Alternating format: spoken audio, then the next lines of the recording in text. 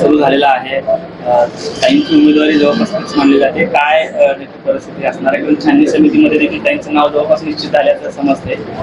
काय आता घोषणा करायला? ठीक आहे, तर ते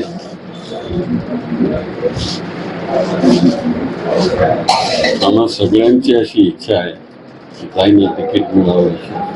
तर हायकमांड जे निर्णय घेईल तो मान्य असेल. पण त्याची तयारी म्हणून कुणी येऊ, काँग्रेसचा कार्यकर्ता म्हणून कुणी येऊ, त्याच्याकरता म्हणून ही तयारी चालू आहे. म्हणून प्रांताध्यक्षांनी सुद्धा आता इथे अध्यक्षांची काही अडचण आहे, त्यामुळे प्रभारी अध्यक्ष त्यांनी आज त्यांनी चार्ज घेतला.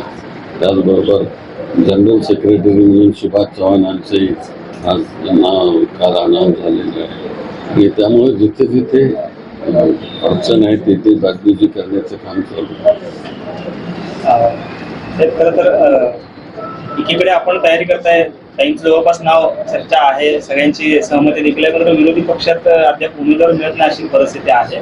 कसं चित्र राहील या पुढच्या कालावधीमध्ये आणि काय मुद्दे असतील काँग्रेसची या सगळ्या लोकसभा मतदारसंघात? उमेदवारी पक्षाला उमेदवार मिळत नाही. मिळते ते छुपा असं रुस्तम कोणतरी काढतील मला माहिती आहे, म्हणून आम्ही काही बोलत नाही. कारण तो मागच्या वेळेस काढला त्याच्याकडे जातीचं सर्टिफिकेट असेल आणि ती कोर्टात केस अजूनही चालू आहे, ती काय बंद झालेली नाही. त्यामुळे अजून कुणाचं काय काढतील सांगता येत नाही. साहेब, महाविकास आघाडीमध्ये वंचित बहुजन आघाडीचा समावेश अद्याप तसा ठरत नाहीये. कशा पद्धतीने बघताय की प्रकाश आंबेडकर येथील महाविकास आघाडीमध्ये का शेवटच्या टप्प्यावरती ते वेगळी भूमिका घेतील? कारण मागच्या निवडणुकीचा तुम्हाला अनुभव आहे. नाही, ते येतील, मला तर वाटतं येतील, कारण त्यांना अनुभवाचे चटके बसलेले आहेत बरेच. त्यातून ते सुधारतील अशा प्रकारची माझी कल्पना आहे. आणि काही वेगळं असं काय होणार नाही. मागच्या निवडणुकीमध्ये आपल्याला फटका बसलेला होता वंचित बहुजन आघाडीचा, आणि यंदाही वंचित बहुजन आघाडीची मागच्या 5 वर्षांमधली तयारी जोरदार दिसत आहे.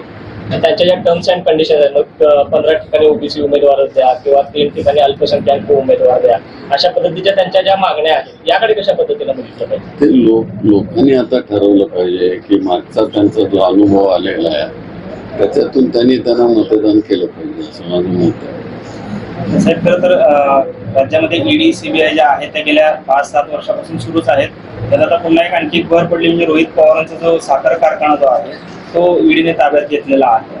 आता खरं तर ज्येष्ठ नेत्यांवर पूर्वी ईडी लावल्या जायचे, मात्र आता तरुण नेत्यांवरती जे अगदी सुरुवातीला उमलते नेतृत्व आहेत अशांना देखील ते अगदी जेलमध्ये टाकण्यापर्यंत एकंदरीत तयारी केलेली दिसते. कसं पाहताय या घटनांकडे?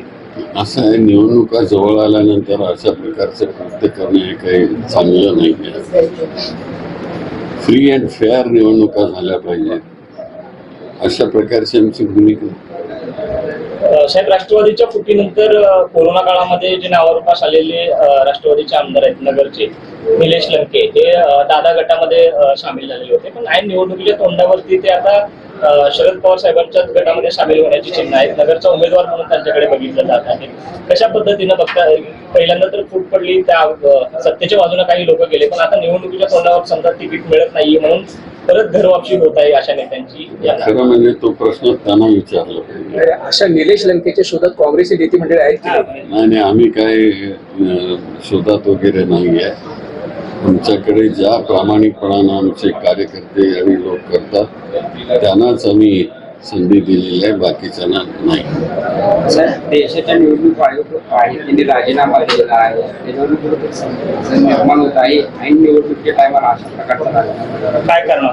खरं म्हणजे काय कारण आहे माहिती नाही आहे, पण राजीनामा देणं याच्या पाठीमागे काहीतरी असणार, संशयातीत अशा प्रकारची भूमिका असं वाटतं.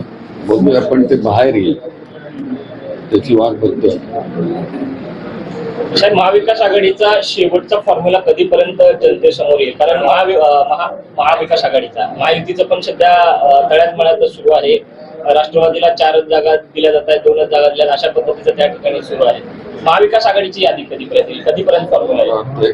3-4 दिवसात ती झाली पाहिजे असं मला वाटतं. उमेदवार सुद्धा डिक्लेअर होतील त्याच आणि यामध्ये वंचित पण असेल अशी पाहिजे.